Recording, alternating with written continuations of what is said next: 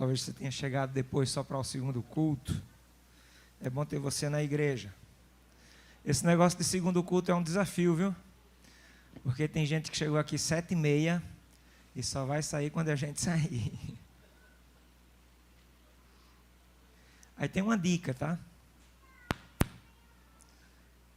Os pregadores normalmente, quando pregam o sermão mais de uma vez, a segunda vez é melhor que a primeira, a terceira é melhor que a segunda e por assim vai. Então quem ficou para o segundo culto vai pegar a melhor versão do sermão, viu? Abra sua Bíblia em Daniel, capítulo 3.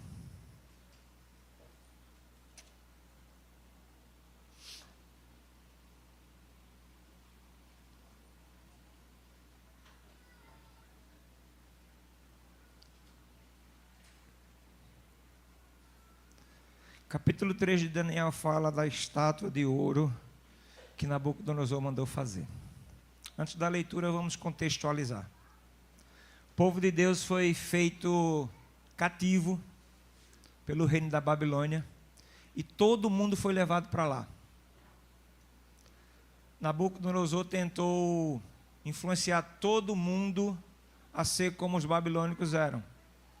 Mas a Bíblia diz que 4 rapazes não foram influenciados por isso. Ele tentou fazer isso através da cultura, através da alimentação, através dos costumes. Ele conseguiu com quase todo mundo, menos com 4 rapazes. Nesse processo, Nabucodonosor teve um sonho. Ele não se lembrava o sonho, não sabia o que era. E ele ordenou que todos os seus astrólogos, adivinhos, todo mundo lá do palácio, dissesse qual foi o sonho que ele teve. E além de dizer qual era o sonho, tinha que dizer qual a interpretação do sonho. E não é de admirar que ninguém sabia. Então Nabucodonosor, no momento de ira, condenou todos eles à morte. Vocês vão morrer porque vocês não conseguem me dizer o que eu sonhei. Só que no meio desses aí, tinha um chamado Daniel. E quando Daniel ficou sabendo do episódio, disse, não, calma. Não manda matar ninguém não, deixa eu falar com o rei. Disse, rei, há um Deus no céu que revela todos os mistérios. O rei disse, é mesmo? Disse, é. Me espera até amanhã. O rei concordou. Daniel se juntou com seus amigos, foram orar, porque crente quando tem problema, vai orar. E Deus naquela noite revelou não só o que o rei tinha sonhado, mas também a interpretação daquele sonho. Daniel no dia seguinte foi para lá e disse, rei, o senhor sonhou com uma estátua bem grandona, viu? A cabeça era de ouro. Ouro representa o senhor. Depois do senhor vai vir outro reino que vai derrubar o senhor. Representa os peitos que são de prata. Depois desse aí, os medo-persas, vem a Grécia, que representa o quê? O bronze, os quadris. E depois desse, vem Roma, que vai estraçalhar tudo. E no final da estátua tem os pés, que é barro e ferro. Eles nunca vão se misturar, dando a entender que nunca mais haverá um reino como vocês. Ele achou aquilo maravilhoso, porque era realmente aquilo que ele tinha sonhado.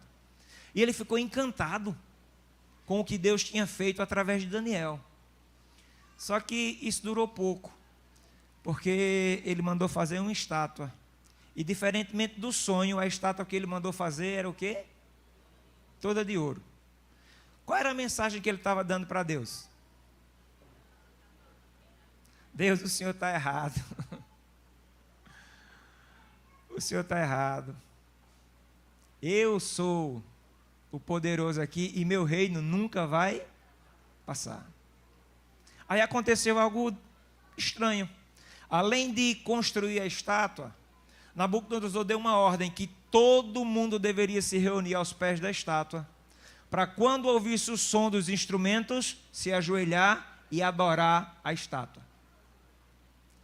No meio dos babilônicos, quem era que estava? O povo de Deus. E quando a música tocou, Nabucodonosor descobriu que 3 rapazes iam andar na contramão da multidão. Quando a música tocou, quase todos se ajoelharam para adorar aquela estátua, menos 3 rapazes. Versículo 13. Nabucodonosor ficou sabendo. Ele conhecia esses rapazes. E a Bíblia diz assim: então Nabucodonosor, irado e furioso, mandou chamar Sadraque, Mesaque e Abidenego, e eles foram levados à presença do rei. Nabucodonosor lhes disse: Sadraque, Mesaque e Abidenego, é verdade que vocês não prestam culto aos meus deuses, nem adoram a imagem de ouro que levantei? Agora, pois, se vocês estão prontos, quando ouvirem o som da trombeta, da flauta, da cítara, da harpa, da lira, da gaita de foles, prostem-se e adorem a imagem que eu fiz. Mas se não a adorarem, serão no mesmo instante lançados na fornalha de fogo ardente. E quem é o Deus que os livrará das minhas mãos? Bicho era invocado, né? Verso 16, Sadraque, Mesaque e Abidenego responderam ao rei: ó Nabucodonosor, quanto a isso, não precisamos nem te responder. Se o nosso Deus, a quem servirmos, quiser livrar-nos, ele nos livrará da fornalha de fogo ardente e das tuas mãos, ó rei. E mesmo que ele não nos livre, fique sabendo, ó rei, que não prestaremos culto aos seus deuses, nem adoraremos a imagem de ouro que o Senhor levantou. Nabucodonosor descobriu que no meio daquela multidão existiam 3 rapazes que optaram pela contramão. Existiam 3 rapazes que optaram em ser diferentes.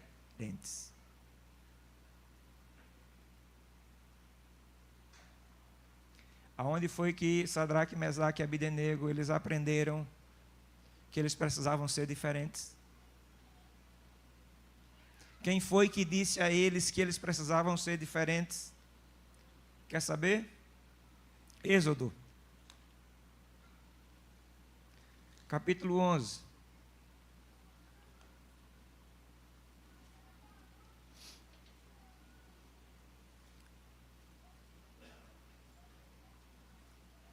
Versículo 7. Deus está anunciando aqui a 10ª praga sobre o Egito. Só para contextualizar, o povo de Deus foi morar no Egito. Aqui o povo de Deus não foi porque estava escravizado. Deus providenciou José. Estão lembrados da história, né? E o povo foi morar lá. Só que o povo cresceu muito, começou a ameaçar na cabeça dos egípcios, e eles foram aprisionados. E o que é que aconteceu com o povo de Deus? O povo de Deus passou a adotar os costumes e as práticas do Egito.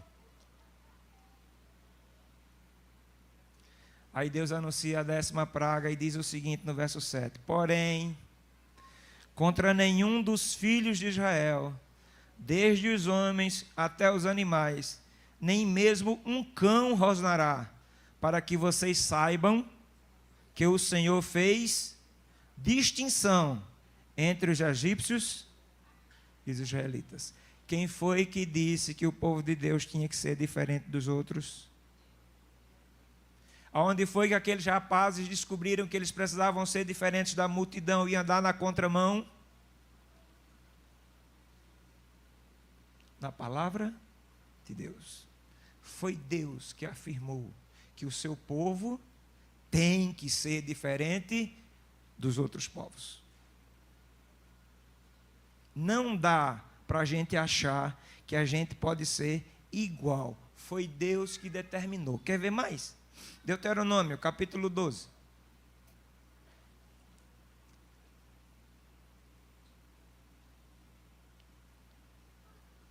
Deuteronômio 12, verso 30.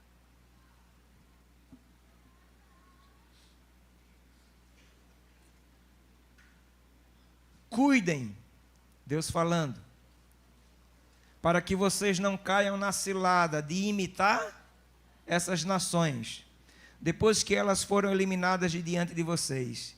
Não procurem saber a respeito dos deuses dessas nações, dizendo, assim como essas nações serviram os seus deuses, também nós iremos fazer. Mais uma vez, Deus estava ordenando que o seu povo deveria ser diferente. Se há um consenso na palavra de Deus, esse consenso é exatamente esse. O povo de Deus é diferente do povo que não é de Deus. Isso não é uma opção, isso é uma exigência. Deus exige isso de você, que se julga ser do povo dele. Em todo lugar e em todas as épocas, o servo de Deus sempre será confrontado com algum tipo de cultura, incluindo uma mentalidade, uma cosmovisão e um conjunto de crenças e costumes. Tudo isso traz um aspecto de normalidade devido à ampla aceitação desses padrões. Embora toda cultura tenha seus valores legítimos e respeitáveis, também se inclui nessa cultura conjuntos e práticas pecaminosas que acabam sendo vistas como normal. Mas o fato de ser normal não significa que é correto. Se todo mundo faz, não significa que o cristão pode fazer. E eu me lembro que isso deve ter acontecido com vocês também. Quando eu ia para minha mãe e usava o argumento, mas mãe, todo mundo vai. Que era que minha mãe dizia? Mas Deus, todo mundo faz. Aí Deus olha para o seu povo e diz, mas você não é todo povo. Você não é todo mundo, você é meu povo. Você precisa ser diferente. Sabe, irmãos, o mundo hoje ele nos oferece gratuitamente nos ensinar práticas pecaminosas. São tantos maus exemplos que nos rodeiam, que a gente pode ver isso pessoalmente, a gente pode ver isso pelos meios de comunicação, pelas redes sociais. Porque sempre haverá uma grande pressão entre aqueles que não são de Deus em cima daqueles que são de Deus. A gente teve um sermão aqui de Radmila, no final de semana dos Desbravadores. E Radmila contou que ela sofria bullying na escola. E quando ela começou a contar, eu comecei a imaginar quais seriam os motivos. Eu olhei para ela e disse, deve ser por isso, isso e isso. Me surpreendi. Em pleno século XXI, Radmila estava sofrendo bullying na escola. Sabe por quê?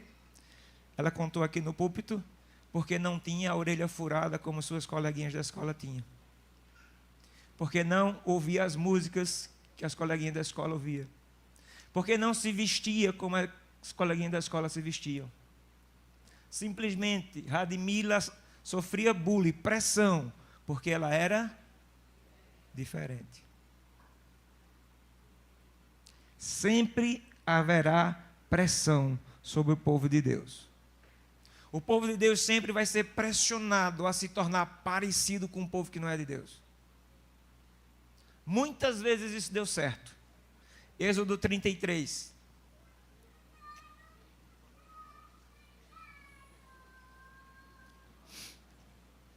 Infelizmente, muitas vezes o povo de Deus cedeu à pressão. Êxodo 33, a partir do verso 3.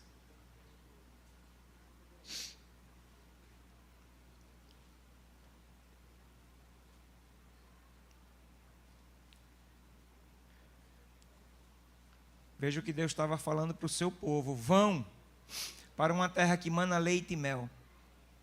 Eu não irei no meio de vocês, porque vocês são um povo teimoso, para que eu não os destrua no caminho. Presta atenção agora. Quando o povo ouviu estas más notícias, pôs-se a prantear, e nenhum dele usou as suas que é que está escrito na Bíblia de vocês? Usou as suas tanto tempo no Egito, fez o povo adotar os costumes do Egito. E olha que a gente não vê Deus pedindo isso aqui não, né? Foi só o fato do povo ver a repreensão de Deus. Ó, eu não vou com vocês. Vocês são um povo teimoso. Ah, Deus, pelo amor de Deus, faça isso não, faça isso não, faça isso não, faça isso não, faça isso não, faça isso não.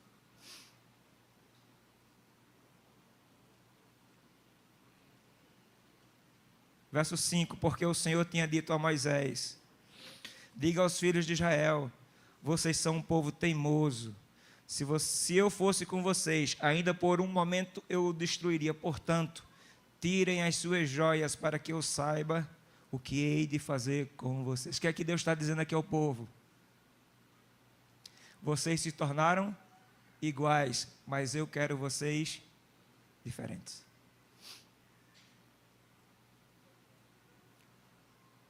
Naquele momento da história, o povo de Deus estava muito parecido com o povo do Egito. E Deus não aceitou. Aliás, Deus nunca vai aceitar isso. Deus nunca vai aceitar isso. 1 Samuel 8. A gente vai ver outra vez em que deu errado. 1 Samuel 8.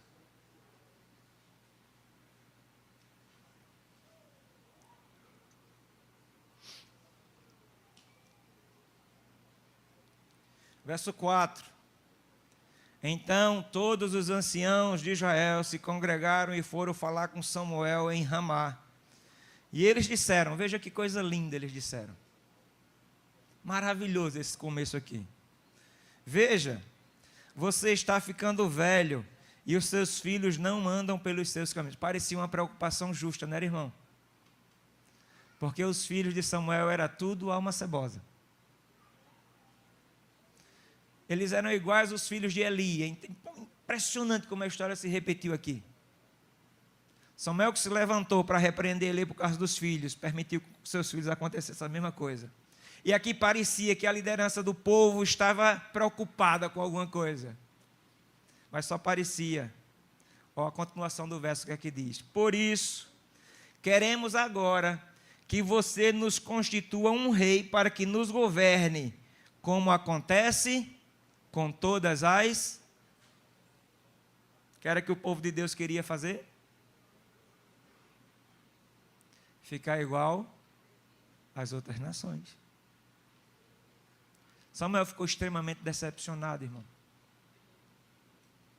E Deus olhou para Samuel e disse, não, Samuel, calma, fica triste não. Eles não rejeitaram você. Ó. Eles rejeitaram a mim. Não existe uma harmonia entre o povo de Deus e o povo que não é de Deus. Essa diferença, ela é tão clara como a luz do sol ao meio-dia sem uma nuvem no céu. Mas a pressão que existe em cima do povo de Deus é tão grande que às vezes o povo cede, como está cedendo aqui. Juízes, volta aí um pouquinho. Capítulo 3.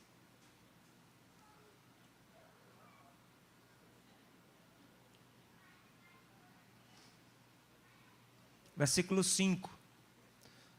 Juízes 3, 5. Assim, os filhos de Israel moravam no meio dos cananeus, dos heteus, dos amoreus, dos ferezeus, dos heveus e dos jebuseus. Tomaram de suas filhas para si por mulheres e deram as suas próprias aos filhos deles e rendiam culto aos seus deuses. A pressão foi tão grande que o povo de Deus, mais uma vez, cedeu. E ao invés de ser um povo diferente, virou um povo semelhante àqueles que não eram de Deus. Último caso para a gente ver, 2 Reis, capítulo 17.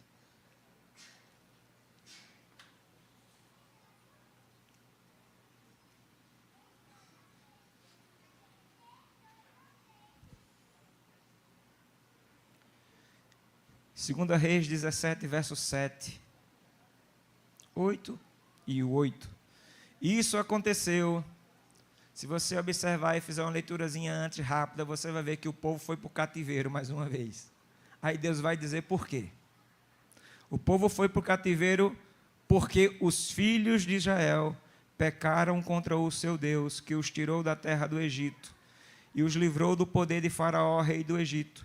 E temeram outros deuses, andaram nos estatutos das nações que o Senhor expulsou de diante de Israel e nos costumes estabelecidos pelos reis de Israel. O povo de Deus, mais uma vez, que deveria ser diferente, agora estava semelhante ao povo que não era de Deus. O tempo passa e a gente chega em Jesus Cristo. E qual foi a preocupação de Jesus?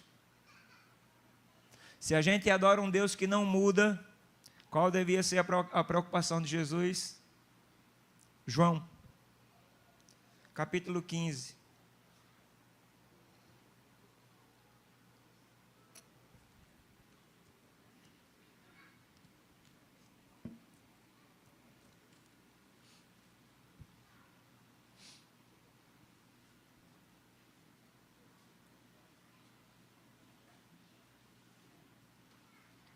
A gente vai ver Jesus falar sobre mundo agora, tá? Deixa eu só dar uma explicaçãozinha para você. Quando a Bíblia fala sobre mundo, existem 3 aspectos ou 3 significados. Primeiro, eu posso entender que o mundo é o planeta. No Salmo 24, Deus diz assim, ao Senhor pertence a terra. Aí no final ele diz, o mundo e tudo que nele contém. Então, quando a gente lê a palavra mundo na Bíblia, algumas vezes ela vai estar se referindo ao nosso planeta. A outra forma da Bíblia usar a palavra mundo é se referindo às pessoas. Como, por exemplo, Deus amou o mundo. O que é que Deus está dizendo? Deus amou as pessoas. E a outra forma que a Bíblia tem para falar de mundo é um sistema de governo que se opõe a Deus.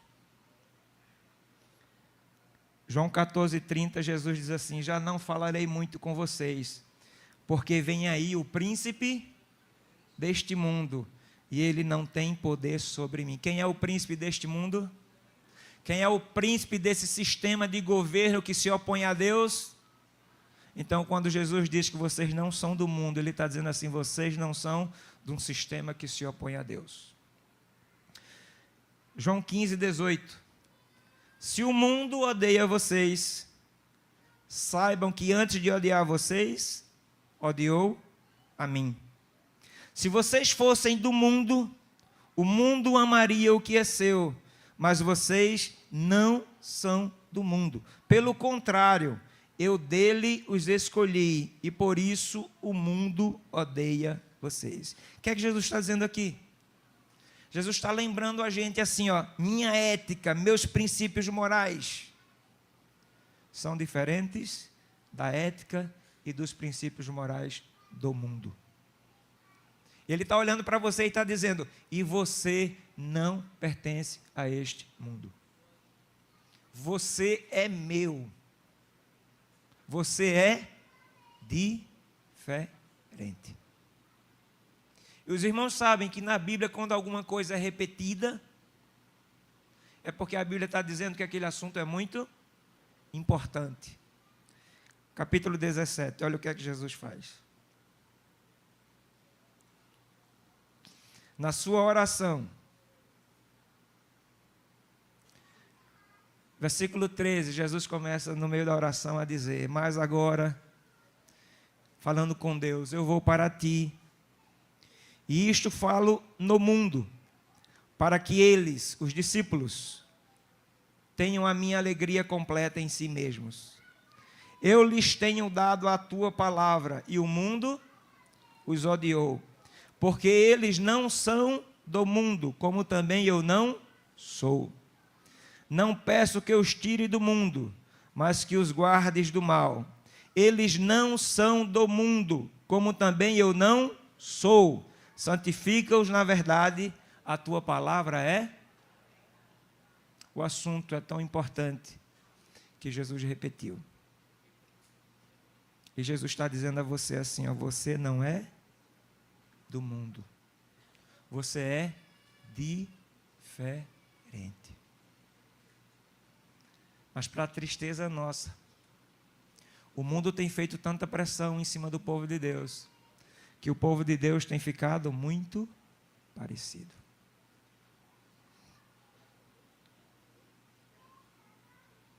E quando eu falo parecido, é parecido mesmo. Viu? O mundo, o povo de Deus tem ficado muito parecido com o mundo, irmão. Vestindo as mesmas coisas, usando as mesmas coisas, comendo as mesmas coisas, frequentando os mesmos lugares, ouvindo as mesmas músicas. E nessa manhã Deus está dizendo o que para nós? Vocês são diferentes. Vocês não podem participar disso não, porque vocês são diferentes. Isso é um assunto, irmão, que está em toda a Bíblia. Salmo 1, por favor. Primeiro salmo. Salmo 1. Olha o que é que Deus vai dizer através do seu servo. Bem-aventurado, feliz, é aquele que não anda, não se detém e não se assenta. São 3 ações que parece que acontecem na sequência. São 3 ações. Primeiro você anda com o mundo. Ah, não, isso é besteira. Não, não vai me influenciar, não. Ah, não, fique tranquilo, pastor. Está tudo certo. Aí o segundo você para. Aí na hora que parou já está fisgado faz tempo. Qual é o próximo assunto? Qual é o próximo passo? Sentar para participar. Mas o salmista continua dizendo que o homem feliz, o seu prazer não está nessas coisas. O seu prazer está na lei do Senhor. E na sua lei medita de dia e de noite. E ele diz assim, ó, essa pessoa que não é parecida com o mundo, ela é como árvore plantada junto a uma corrente de águas, que no devido tempo dá o seu fruto e cuja folhagem não murcha. E tudo que ele faz será bem sucedido. Aí ele começa a mostrar o contraste. Os ímpios não são assim.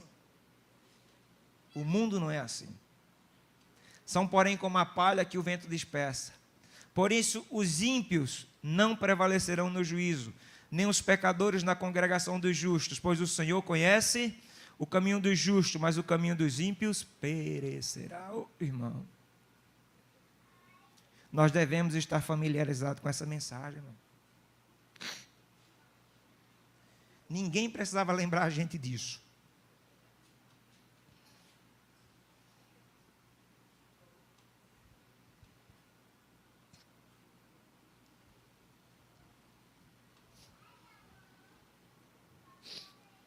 Não deveria ser necessário. Nenhum pregador vem aqui falar isso. Porque isso é um mandamento. Isso não é opcional. Isso é um mandamento, irmão. Foi Deus quem determinou. Não sou eu que posso passar acima da vontade de Deus. Deus disse que eu sou diferente e pronto. Não é Deus que vai baixar a norma dele ao meu nível, não. Deus nunca vai fazer isso, não. Eu tenho que buscar força nele para atingir a norma que ele deseja para mim.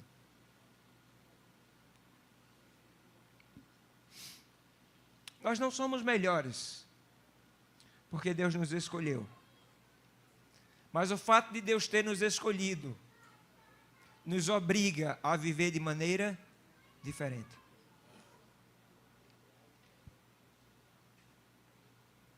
É por isso que a gente é diferente mesmo. E a gente deveria ter orgulho disso. Não era para a gente estar brigando para ser igual, não. Porque dentro da igreja adventista eu já vi muitas brigas. A briga da calça comprida, a briga do cinema, a briga da unha pintada. E hoje a gente vive a briga do uso de joias dentro da igreja.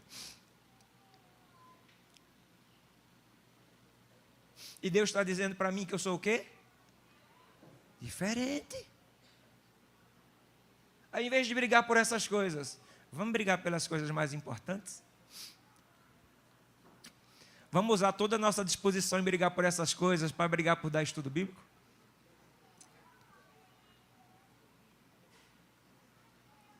Vamos brigar por fazer a vontade de Deus? Colossenses. Colossenses no primeiro capítulo.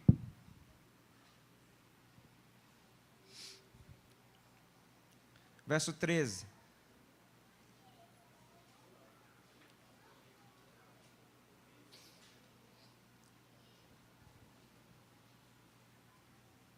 Obrigado. Veja o que é que Jesus faz na vida de quem o aceita, na vida de quem é seu povo.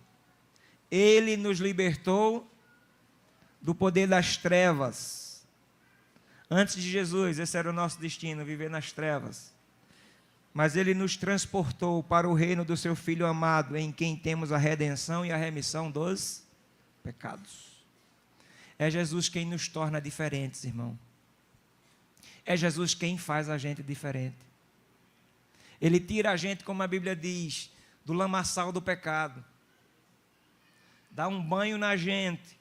Veste a gente com as suas vestes brancas de justiça. E Ele espera e exige que a gente não volte lá para sujar tudo de novo. Você é diferente não porque você quer, mas porque Deus transformou você num ser diferente. E nós deveríamos nos orgulhar disso. Eu sou diferente. Isso deveria ser para mim um orgulho. Não um fardo. Não uma tristeza. Ontem no nosso PG foi interessante lá, porque esse não era o assunto. A gente não tocou nesse ponto. Mas Beth e Diego estavam lá. E Beth era daquelas mulheres que, quando estava sem brinco, achava que estava nua. Ela disse a mim, Adeilton, quando eu saía de casa que eu esqueci o brinco, eu tinha que comprar um brinco, onde eu tivesse. Porque eu me sentia nua sem brinco. E eu sabia disso. Estudamos a Bíblia desde 2019. Eu sabia disso. E ela chegou para mim e disse, Adeilton, eu quero me batizar. Eu disse, vamos. Eu conversei com Elma. A nossa grande preocupação era ela vai vir de brinco. Aí quando foi ontem no PG, o esposo disse, olha, vem cá. Disse que foi. Está vendo nada diferente em... Como é que ele chama ela de... O nome dela é Beto. Moça, está vendo nada diferente em moça, não? Estou. Faz uma semana que ela não usa mais os brincos. Ela deu testemunho lá para a gente. Quando eu aceitei Jesus, eu entendi que eu precisava ser diferente. E ela disse que aquilo para mim foi um alívio, se livrar daquele negócio.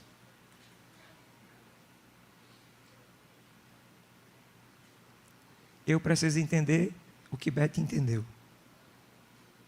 Quem pertence a Jesus Cristo é diferente. E ao invés de brigar, eu devo me orgulhar disso.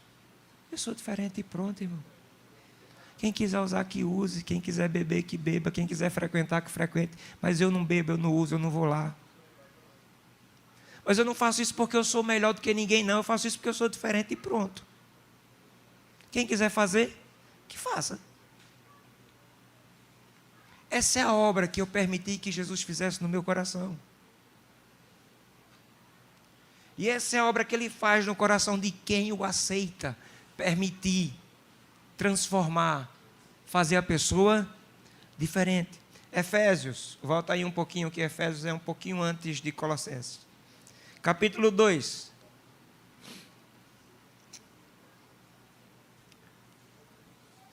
Do verso 1 ao 3. Olha só que coisa linda Jesus faz. E lhes deu vida, quando vocês estavam mortos em suas transgressões e pecados, nos quais vocês andaram noutro tempo, segundo o curso deste mundo, segundo o príncipe da potestade do ar, do espírito que agora atua nos filhos da desobediência. Entre eles também nós todos andávamos no passado, segundo as inclinações da nossa carne, fazendo a vontade da carne e dos pensamentos. E éramos por natureza filhos da ira, como também os demais. Aí ele diz assim, ó, mas Deus, sendo rico em misericórdia, por causa do seu grande amor com que nos amou, e estando nós mortos em nossas transgressões, nos deu o quê? Vida juntamente com Cristo. Pela graça vocês são salvos. Ô irmão, Jesus não salvou a gente para deixar a gente pecando não, viu? Jesus não salvou a gente para deixar a gente praticando as coisas que o mundo pratica não, viu? Jesus salvou a gente para quê? Para ser diferente. Por mais que o mundo vá nessa direção, os verdadeiros seguidores de Jesus Cristo sempre andarão na contramão. Custe o que custar. Porque essa obra, irmão, é uma obra que Jesus fez na nossa vida. É Ele. Eu dependo dEle para isso. Paulo, em 2 Coríntios, eu não sei se você sabe, mas a igreja de Corinto foi a igreja que mais deu trabalho a Paulo. Era um povo obstinado. Capítulo 6, versículo 14 até o 18. Olha só o que é que Paulo vai dizer para aquele povo e para nós hoje.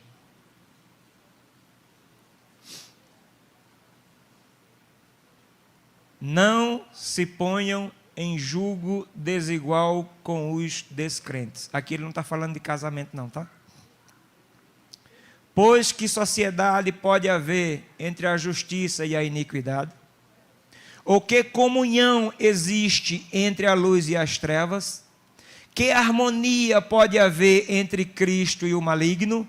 Ou que união existe entre o crente e o descrente? Que ligação há entre o santuário de Deus e os ídolos?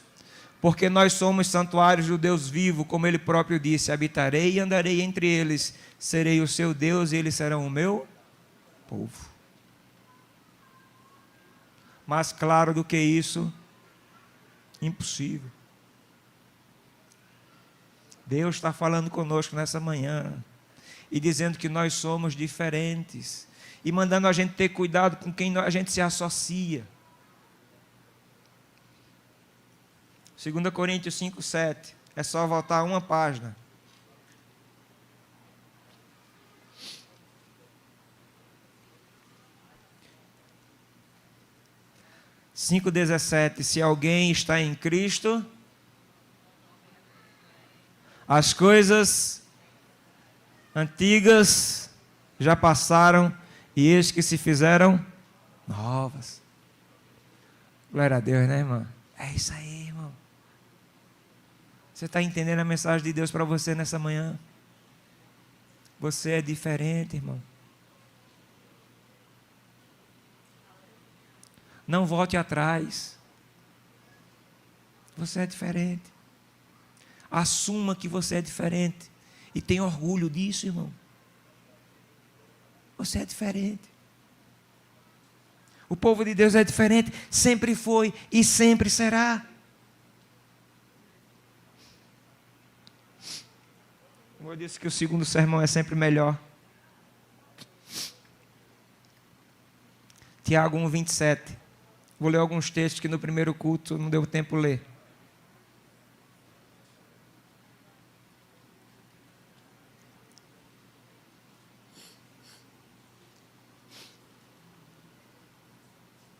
Tiago 1:27. A religião pura e sem mácula para com o nosso Deus e Pai é esta: visitar os órfãos e as viúvas nas suas aflições e... Como é que está escrito aí?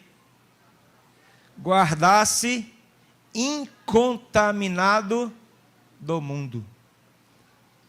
Você é diferente, irmão. Você está entendendo? Você é diferente. Tem um outro texto que eu quero ler aqui, ó. Tiago 4:4.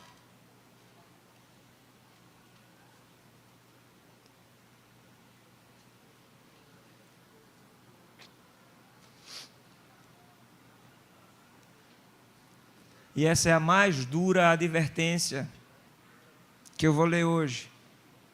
Tiago 4:4. Gente infiel, vocês não sabem que a amizade do mundo é inimizade contra Deus? Aquele, pois, que quiser ser amigo do mundo, se torna inimigo de Deus.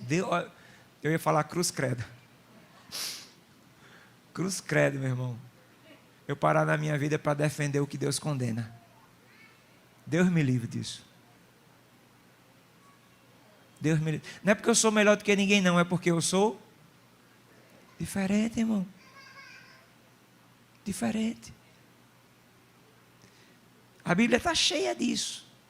E os últimos textos que eu quero ler com vocês é o texto que nos ensina o que é que a gente deve fazer então. Já que você é diferente, o que é que você deve fazer então? É uma coisa bem simples. 1 Tessalonicenses, volta aí na Bíblia. Capítulo 4.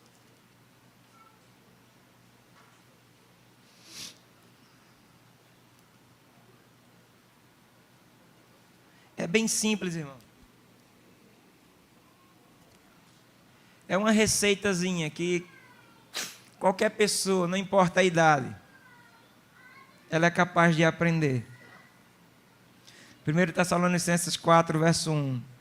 Já que eu sou diferente, o que é que eu devo fazer então? Paulo vai responder: finalmente, irmãos, pedimos a vocês e os exortamos no Senhor Jesus que, assim como aprenderam de nós a maneira como devem viver e agradar a Deus, e efetivamente o estão fazendo, vocês continuem progredindo cada vez mais.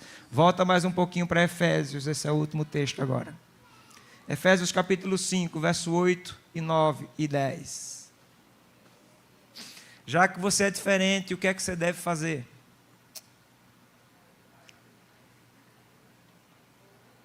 Porque no passado, vocês eram trevas, mas agora vocês são luz do Senhor. Vivam como filhos da luz, porque o fruto da luz consiste em quê? Em toda bondade, justiça e verdade, tratando de descobrir o que é agradável ao Senhor. Já que você é diferente, o que é que você deve fazer? Agradar a Deus. É isso, irmão. Já que eu sou diferente, o que eu devo fazer é agradar o Senhor. Como é que se agrada o Senhor? Simples. Quem é pai já sabe. Como é que se agrada o Senhor? Fazendo a sua vontade. Sendo um filho obediente. Sem reserva, irmão. Sem reserva. Eu devo assumir isso. Eu sou diferente e ponto. Por que eu sou diferente? Porque Jesus me fez diferente. Que Ele nos abençoe. Que a gente possa sair daqui com essa convicção. Ser diferente porque Jesus nos fez diferente. E quando Ele voltar, quem é que Ele vai levar? Os diferentes, viu? Os diferentes. Eu escolhi um hino para a gente terminar o culto com um hino. A gente tem ao longo desse tempo esquecido esse formato de culto. E nós vamos continuar a cantar um hino que fala que precisamos entregar a nossa vida no altar. Eu só consigo ser diferente se eu depor no altar do Senhor a minha vida.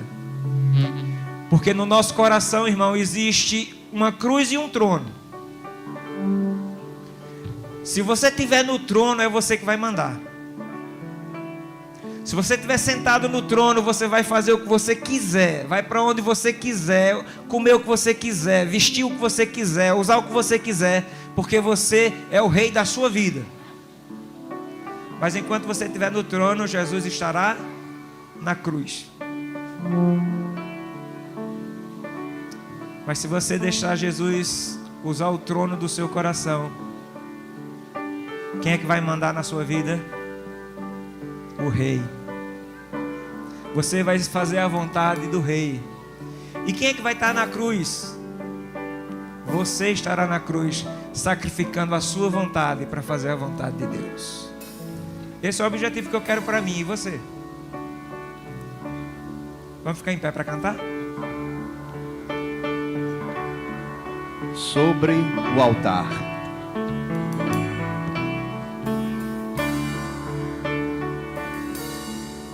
Se desejas a paz, ter mais fé e poder, e louvor a Jesus queres dar, poderás descansar, sua bênção obter, se tua vida estiver sobre o altar. O que é que devemos fazer?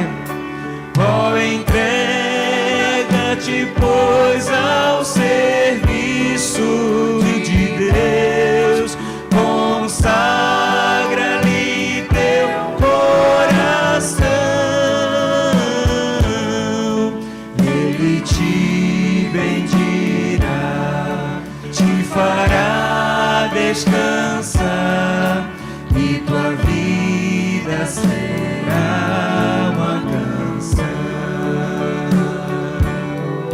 Se caminhas com Deus pelo brilho da cruz, hás de ter o poder para vencer. Viverás, pois, feliz, andarás sempre em luz, ofertando ao Senhor teu viver. Oh, entrega-te, pois, ao serviço de Deus, consagra-lhe teu coração, Ele te bendirá, te fará descansar, e tua vida será uma canção. Aleluia.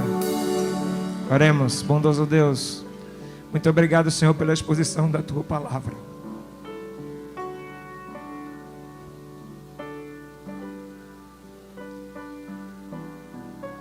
A Bíblia diz que o amor de Cristo nos constrange.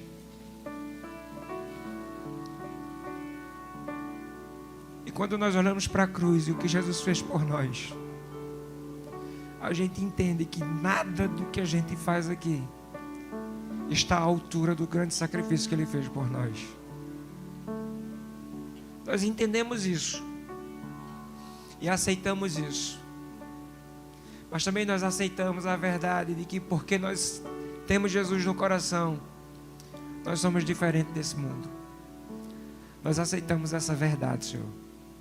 E nós te pedimos em nome de Jesus, que o Espírito Santo esteja sobre nós, nos capacitando a sermos diferentes. Que a nossa prioridade seja descobrir coisas que agradam ao Senhor. Que a razão da nossa existência seja viver para agradar a Deus. Nós não fazemos isso porque nós somos melhores. Não. Nós fazemos isso porque a gente quer ver Jesus voltar. A gente quer ouvir a notícia na internet, na televisão, de que um objeto voador não identificado está se aproximando da Terra.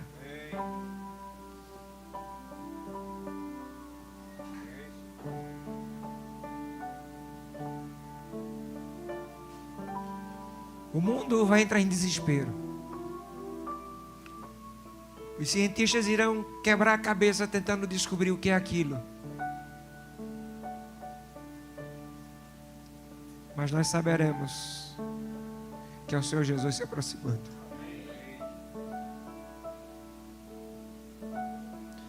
Nós queremos viver essa emoção. Por enquanto isso só está na nossa imaginação. Mas nós queremos ver essa realidade com os nossos próprios olhos. Para isso, ó Deus, nos ajuda a sermos diferentes. Nos ajuda a não andar nos caminhos desse mundo. A não fazer as coisas que esse mundo faz. A não frequentar os lugares que o mundo frequenta. A não vestir aquilo que o mundo veste. A não usar aquilo que o mundo usa. Nos ajuda a viver uma vida que agrade o Senhor. Em nome de Jesus, amém. Deus abençoe você.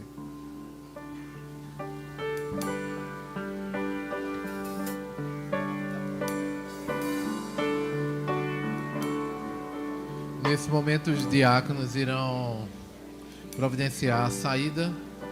E nós aproveitamos o ensejo para agradecer a todos aqueles que estavam conectados junto à internet e assistiram ao nosso culto. Agora nós teremos um louvor para a saída dos membros. E agradecemos também que a participação na escola sabatina e em todos os momentos do louvor. E agora lembramos que teremos culto amanhã à noite às 18 horas.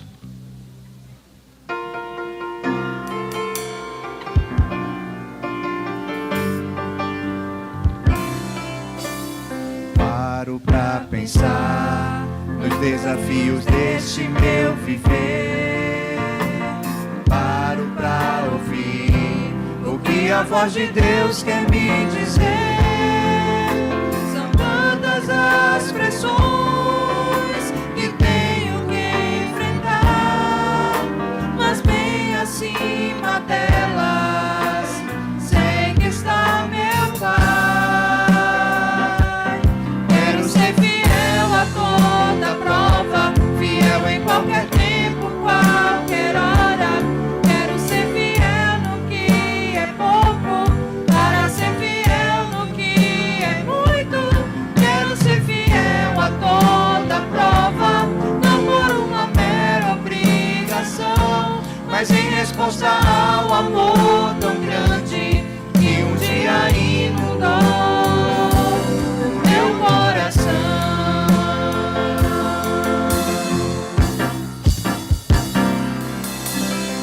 Posso triunfar, conheço alguém que já venceu por mim. Posso me apegar à forte mão de um Deus tão grande assim.